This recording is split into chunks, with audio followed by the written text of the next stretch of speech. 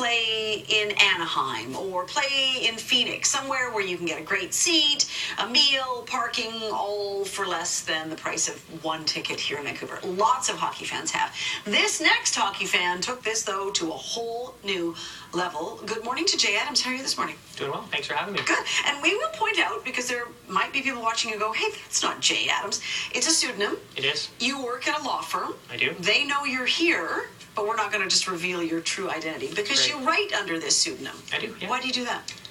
Well, when I started working in law, I thought, well, I'll start doing some writing on the side and didn't really know where it would go. And, I thought a pen name would be the way to go, but you never know an article is going to go viral. So here we are now. So. Right. Well, and that's because this article, as you're alluding to, went viral. But I want you to let's not focus on the article. Let's talk about the story itself and how this happened. So, you just heard me saying, well, I've thought of buying tickets to go to Phoenix and watch them play the Coyotes because I could probably fly there, get to a game, stay at a hotel for less than 2 prime tickets here in Vancouver. Yeah, you're absolutely right. I mean, I did that in second year at law school. Went down to Anaheim for a couple games. And then when I graduated law school, a friend and I went to Nashville to see them play a couple games in the playoffs. And when you start going away, you realize that it's a little different scene away from Vancouver. So this year, with the lockout ending, Florida had a deal, which I monitored online, and it was $173 for season tickets, parking passes to every game, and a jersey, which I'm wearing right now and feel like a draft pick doing so. Tickets for every one of their 20-plus home games. You got it, yeah. Wow. So obviously work an office job at the firm, and, you talk to a few people, and you sort of laugh about the story. Like, wouldn't that be great if we did live there and we could do that? And, you laugh for a few hours about it. Did you go check out airfare? I didn't at that time. No, I did not. No, I did not. So you weren't even thinking, well, maybe if I found a discount airfare, I could just, okay. No, so it was just, I thought it was a funny deal. And then I went home that night and I started thinking, you know what, just for the story, I mean, $173 might be worth it. So from there, I got the tickets, and a couple of days later, and talked to the team, and I thought, well, that's it. I can just say I'm a season ticket holder. The story ends there, and then, And you got a jersey too, right? Well, I got the jersey. Is that jersey? That's the jersey? So that's the jersey they sent you? Well, they didn't send it to me, actually. That was one of the reasons I thought about going, is I called the team and said, well, I'm not going to be at a single game, but I really would like the jersey. And they said, well, if you can't come out to a game, then we'll send it to you. So it kind of just went from there. I started getting in contact with the team, and, the story really just sort of took on a life of its own. Mm-hmm. Were you blogging about this all along? No, I mean, the plan initially really wasn't to write a story. The plan was to just have a story that I could tell people, when it comes out years later, hey, do you remember when the Panthers had that deal? And I could be the one that says, yeah, I do, because I had the tickets. Well, you can go anywhere and say, oh, yeah, I'm a Panther season ticket holder, right? Who doesn't like to say they're a season ticket holder? It puts you up in an elite level, right? Exactly. So as the season went on, I made a few ultimatums to the team regarding the Canucks, which is in the article.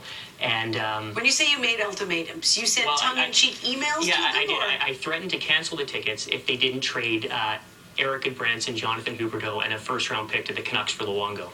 So as it went on, I started thinking this could be something special. Maybe there's a story here. So I had sent it to a couple of major sites. I sent it to Deadspin and Grantland, and never heard back. So I thought, I'm just going to kind of kick the tires on this on my own.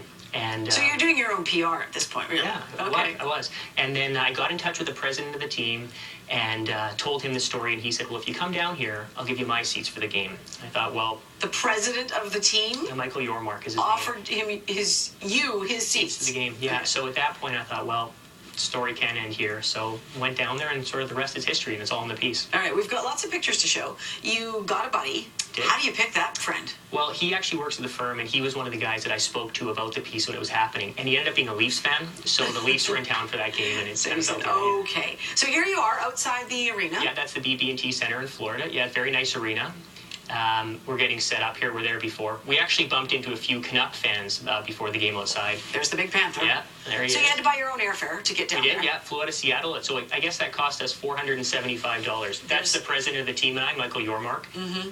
He's been very, very, very supportive of the article. You're clutching him there. I am. Very thankful.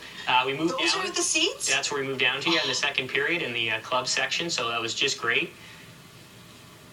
That's the actual seat that I got with the ticket. So that's $7 a game in Florida. So that's wow. That's how much here? How much does that cost you? You're probably north of 100, 150. Yeah, those aren't cheap seats here.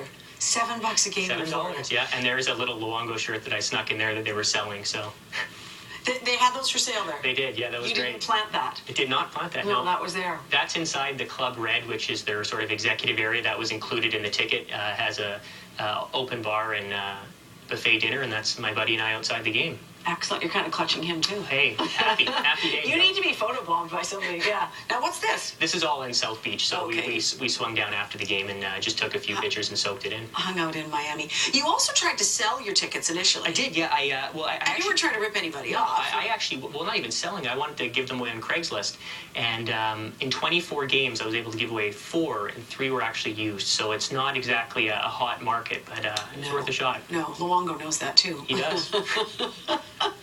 All right, so would you do this again?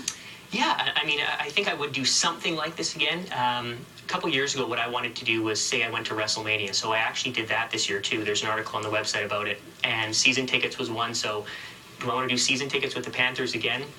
Probably not. How Well, many Panthers jerseys does a guy need? One, but who knows what could happen to this one if we keep doing these interviews.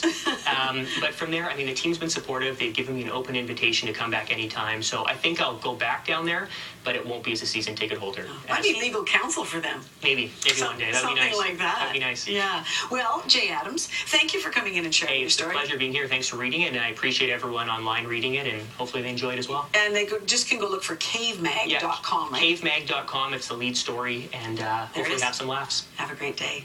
Thanks for joining us. Have yourselves a great day. We'll see you tomorrow.